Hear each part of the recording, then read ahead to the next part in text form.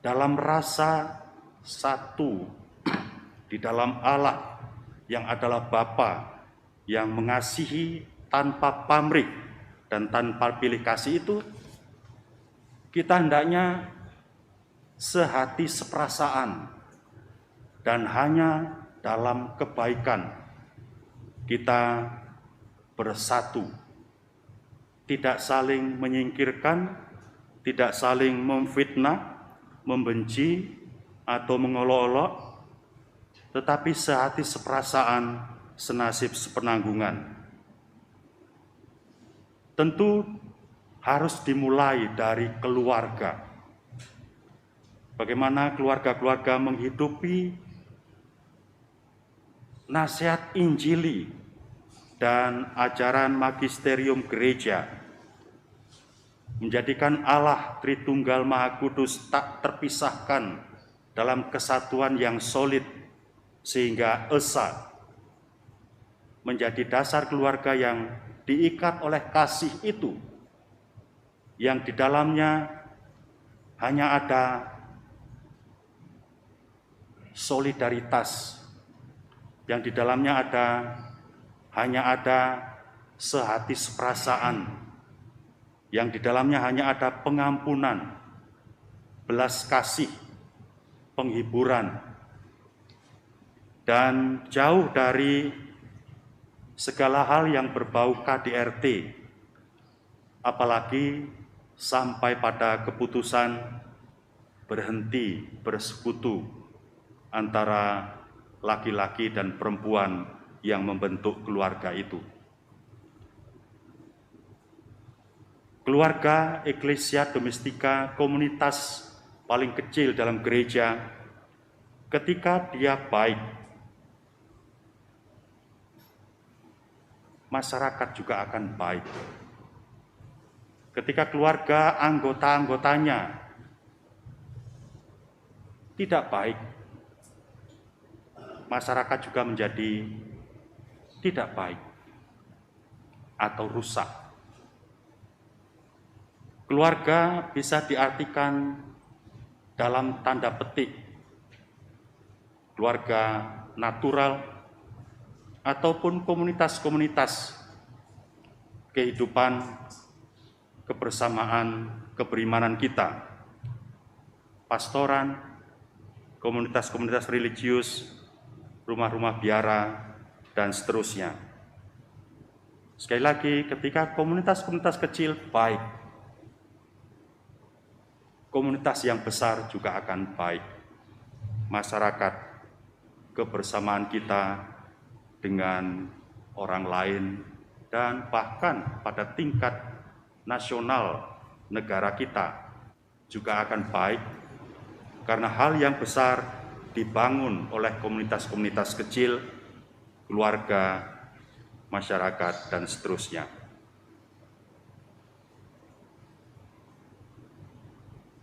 Dulu Monsieur Hilarius pernah saya dengar mengatakan, barangkali awam kita memang masih pada tahap gereja misi. Belum seperti orang awam dari negara-negara Asia yang lain. Di negara-negara Asia yang lain ada gerakan dari kaum awam untuk mengumpulkan bantuan untuk karya misi. Di Eropa sudah terjadi sejak lama hal demikian. Tetapi di Asia, di negara kita, jangankan untuk membantu karya misi, menjadi misionaris awam di tempatnya sendiri pun, yang saya katakan tadi, kurang pede. Apalagi seperti negara-negara Asia yang lain, dari Filipina misalnya, banyak kaum awam yang menjadi misionaris di negara lain. Yang sekali lagi, barangkali kita masih akan lama menuju ke sana.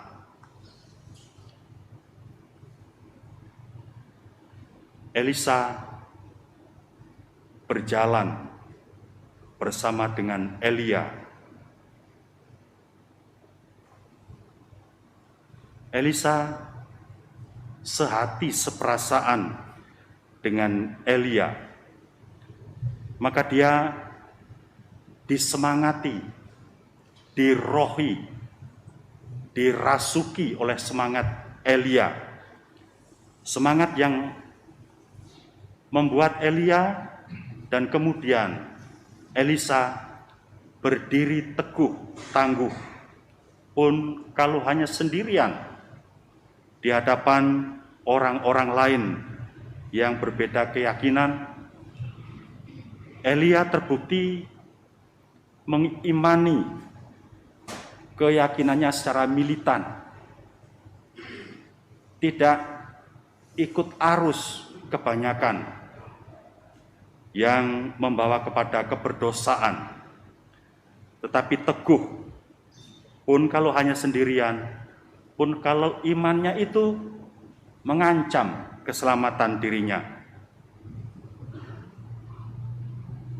Elia mewariskan itu kepada Elisa karena Elisa berjanji akan seperti Elia.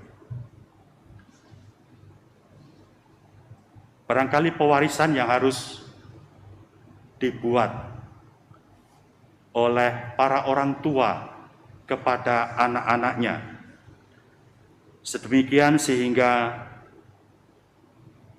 istilah lompat pagar yang dirasakan di beberapa tempat sangat menggelisahkan dan memprihatinkan, terlepas dari juga banyaknya orang yang masuk ke komunitas Katolik. Sebetulnya lompat pagar menjadi tidak akan terjadi kalau setiap orang tua memberikan pewarisan keteladanan beriman kepada anak-anaknya. Pengikut Yesus yang tidak sehati seperasaan dengan Yesus tidak akan diselubungi oleh Roh Kristus. Dan karena itu maka perbuatannya akan bertentangan dengan semangat, ajaran, dan hidup Yesus sendiri. Dan orang akan mengatakan munafik, karena iman tidak melahirkan perbuatan kebenaran. Kalau hanya untuk dilihat orang, apalah upahmu? Orang-orang yang tidak mengenal Allah pun berbuat demikian. Maka pastilah Injil hari ini merupakan undangan kepada kita untuk terus-menerus merefleksikan kemuritan kita,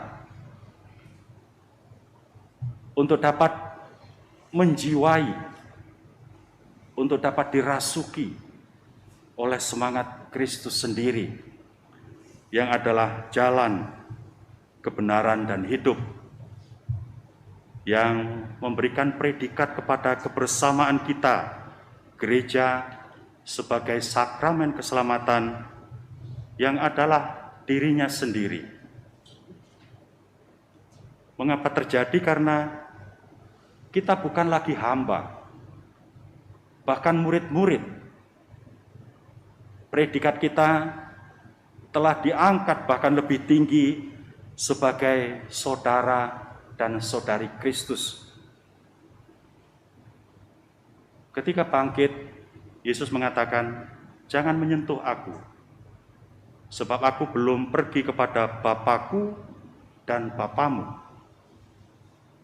Allah adalah Bapanya, dan itu artinya juga Bapa kita, karena Kristus mengatakan, "Bapakku dan Bapamu." Dan lebih lagi, kalimat itu dikatakan, "Tetapi pergilah, katakanlah kepada saudara-saudaraku," para rasul, dan kita semua, saudara-saudari Yesus, bagian tak terpisahkan dari dirinya, maka kurang pede apa? Sebab predikat kita sudah sedemikian tinggi, bagian tak terpisahkan dari Putra Tunggal Allah. Dan itu artinya kita adalah putra-putri Allah. Kurang pede apa dalam menghidupi iman dan melaksanakannya dalam misi mewartakan, memperlihatkan dengan tulus kepada orang lain. Mari kita hidup di hadirat Allah sebagai putra-putri tertebus yang penuh sukacita.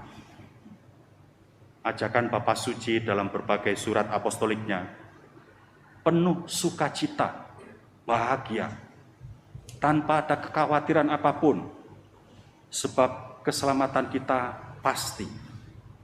Kita bagian tak terpisahkan dari Kristus, saudara kita yang telah hidup mulia, yang akan membagikan kemuliaan itu kepada kita dalam kehidupan bersama dengan Allah Bapanya. Semoga gairah sinode yang membangkitkan penghayatan kita akan iman kita terus dapat kita hidupi dalam perjalanan ke depan. Dimulai dengan hari ini kita melanjutkan sinode universal dalam sinode ketiga Keuskupan Agung kita yang tercinta. Tuhan memberkati kita. Amin.